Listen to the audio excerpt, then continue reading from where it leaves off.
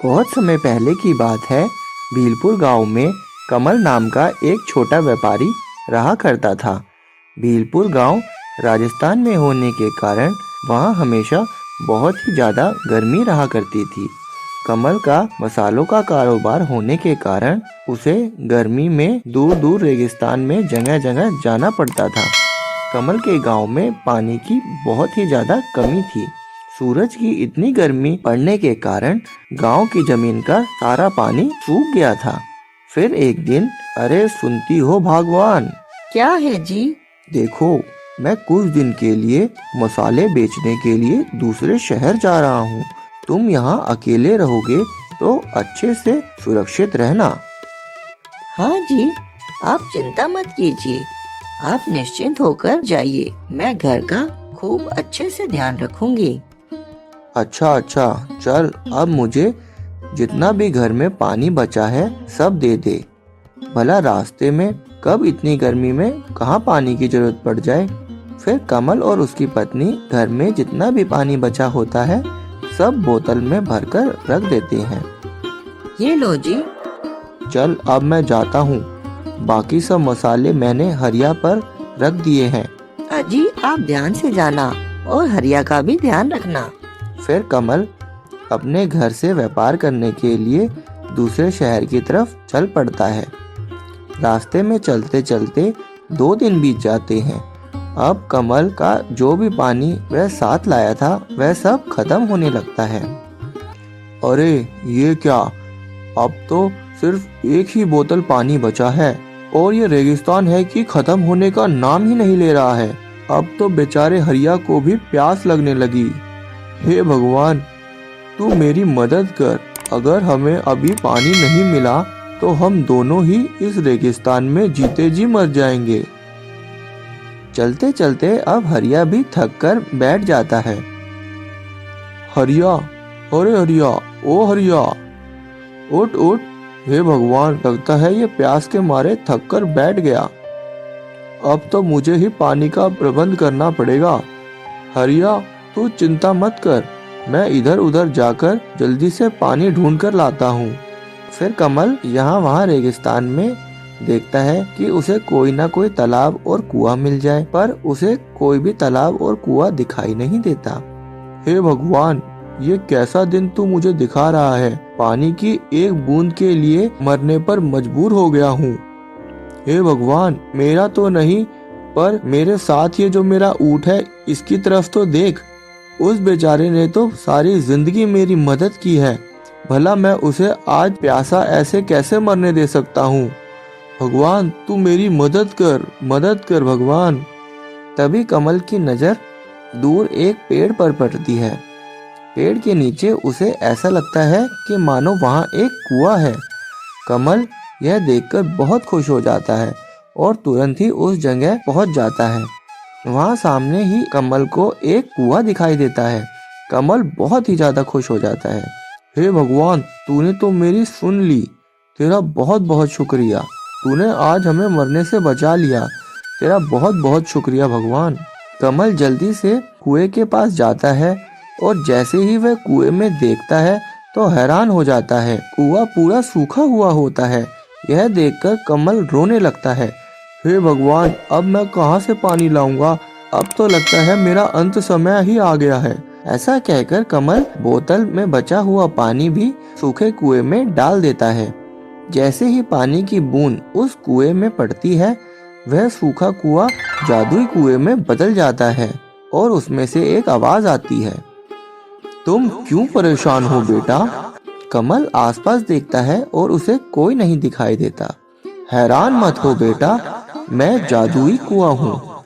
मुझे बहुत साल पहले एक श्राप मिला था कि मैं हमेशा सूखा ही रहूंगा, पर अगर कोई प्यासा इंसान मुझ में पानी डाल दे तो मैं फिर से जीवित हो उठूंगा।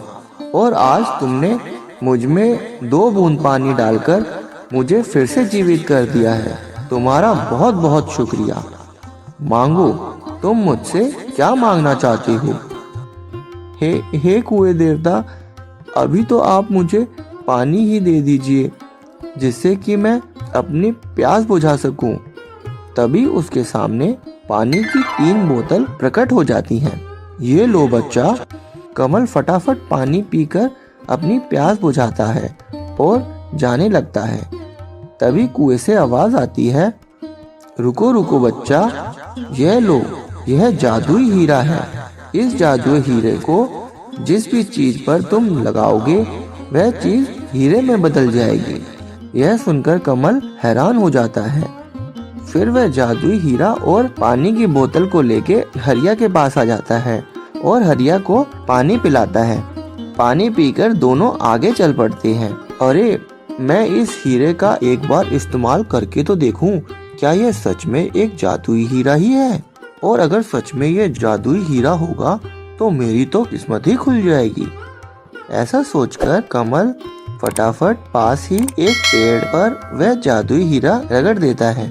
जैसे ही जादुई हीरा पेड़ को छूता है वैसे ही पूरा पेड़ हीरे के पेड़ में बदल जाता है। यह देखकर कमल के होश उड़ जाते हैं। उसकी खुशी का तो मानो हिसाब ही नहीं रहा। अब तो मानो जैसे कमल बहुत ही ज्यादा खुश हो जाता है। कमल के मन में लालच भर जाता है। अरे वाह, ये तो सच में ही जादू का हीरा है। अब तो मैं पूरी दुनिया अपनी मुट्ठी में कर लूंगा और बहुत ही ज्यादा अमीर इंसान बन जाऊंगा। ऐसा करता हूँ, यह पानी की बोतल भी हीरे की बोतल में बदल देता हूँ। अब तो मेरे पास इतने हीरे हैं कि मैं दुनिया का सबसे अमीर इंसान बन जाऊंगा। हा हा हा हा। फिर वह अपने पास रखी पानी की बोतल को हीरे की बोतल में बदल देता है। अरे वाह, हा हा हा हा। मुझसे अमीर इंसान कौन है यहाँ? अरे वाह, अब किसे हीरे में बदलूं? ऐसा करता हूँ, इस पूरे रेगिस्तान को ही हीरे के रेगिस्तान में बदल देता हूँ। वाह वाह, बहुत मजा आएगा। ऐसा कहकर कमल जादुई हीरे को रेत में रगड़ देता है।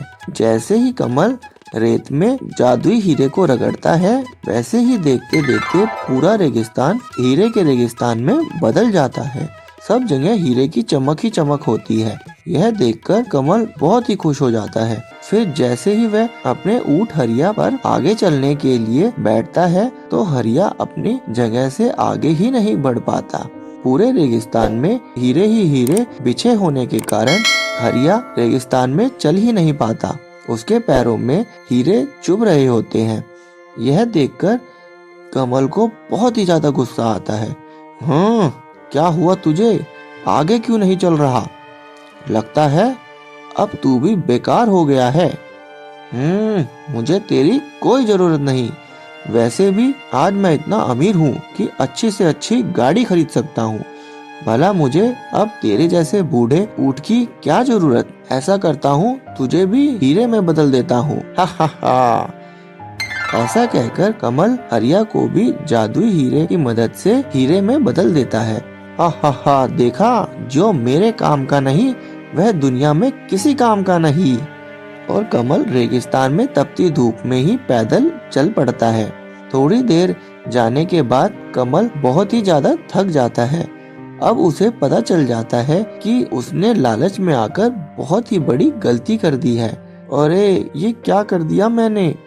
लालच में आकर मैंने अपने दोस्त हरिया को भी हीरा बना दिया और मेरे पास जो पानी की बोतल थी उसको भी मैंने हीरे में बदल दिया। ये मैंने क्या कर दिया? इतने सारे हीरो की चमक के कारण मैं तो ऐसे ही गर्मी में मर जाऊंगा। हे भगवान, ये क्या कर दिया मैंने? मैं अब कहाँ जाऊं?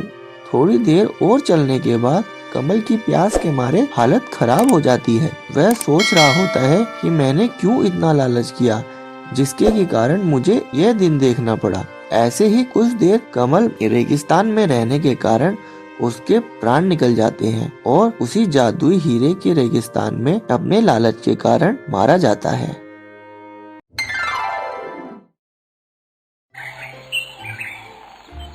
एक जंगल में हाथी और बकरी रहते थे जो बहुत अच्छे दोस्त थे। दोनों साथ मिलकर रोजाना भोजन की तलाश करते और मिलकर भोजन करते थे। एक दिन की बात है, वह दोनों खाने की तलाश में निकले और चलते चलते बहुत दूर तक पहुंच गए। उन्हें बहुत अधिक भूख लग रही थी और साथ ही प्यास भी बहुत लग रही थी। पास ही उन्हें एक बहुत बड़ा तालाब दिखा। दोनों तालाब के पास पहुंचे और पानी पीकर अपनी प्यास बुझाई। तालाब के पास एक बेर का बहुत बड़ा पेड़ था,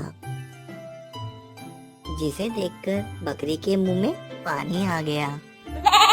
उसने हाथी से बोला कि वह अपनी सूंड से पेड़ के सारे पेड़ तोड़ दे। फिर हाथी ने अपने दोस्त की बात मानते हुए अपनी सूंड से पेड़ का तना हिला दिया, जिससे कि ढेर सारे बेर पेड़ से नीचे गिर गए। यह देखकर बकरी बहुत खुश हुई और सारे बेरों को फटाफट खाने लगी। उसी पेड़ पे एक चिड़िया का घोंसला भी था। उस समय चिड़िया भोजन की तलाश में बाहर निकली हुई थी, लेकिन घोंसले में उसका छोटा सा बच्चा सोया हुआ था। हाथी द्वारा बेर का पेड़ बहुत तेजी से हिलाने के कारण चिड़िया का घोंसला टूट गया और बच्चा तालाब में जाके गिर गया।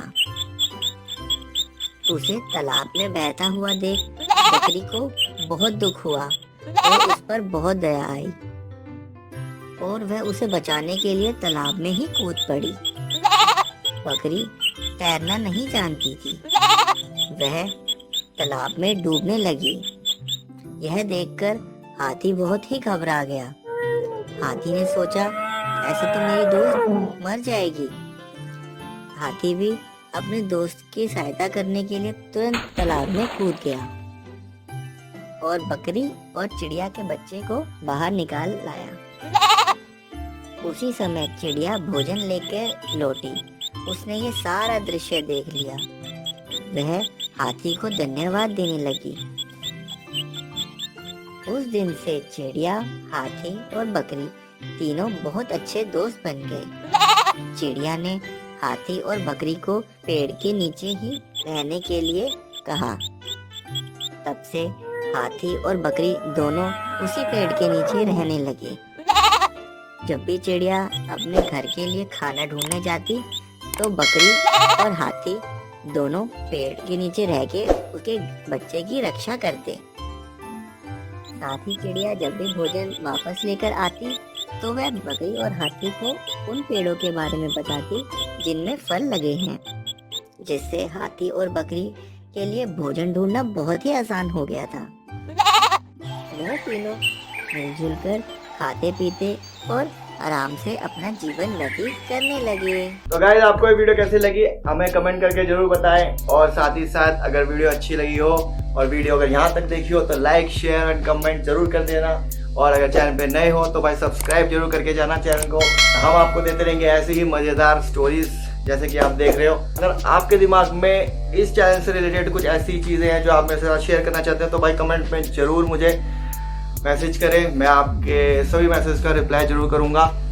और अगर कोई भी ऐसी चीज़ पूछना चाहते हो मुझसे एज ए एनिमेशन रिलेटेड, तो वो भी आप पूछ सकते हैं, वो भी आप कमेंट में जरूर कर सकते हैं। और साथ साथ भाई सब्सक्राइब जरूर कर देना, सब्सक्राइब चैनल में जरूर कर देना। भाई थोड़े से हैं सब्सक्राइबर्स, तो सब्सक्राइबर बढ़ाओ और शेयर करो वीडियो ज़्यादा से ज़्यादा, क्योंकि बहुत मेहनत चल रही है भाई, बहुत ज़्यादा मेहनत कर रहे हैं। मैं अकेला ही लगा हुआ हूँ इस टाइम। ऑडियो स्क्रिप्टिंग और एनिमेशन सबके सब मैं खुद ही कर रहा हूँ, तो इसलिए भाई फुल ज़्यादा से ज़्यादा सपोर्ट करें मुझे। तो मैं मिलता हूँ आपको अगली नेक्स्ट वीडियो में, तब तक के लिए टेक केयर।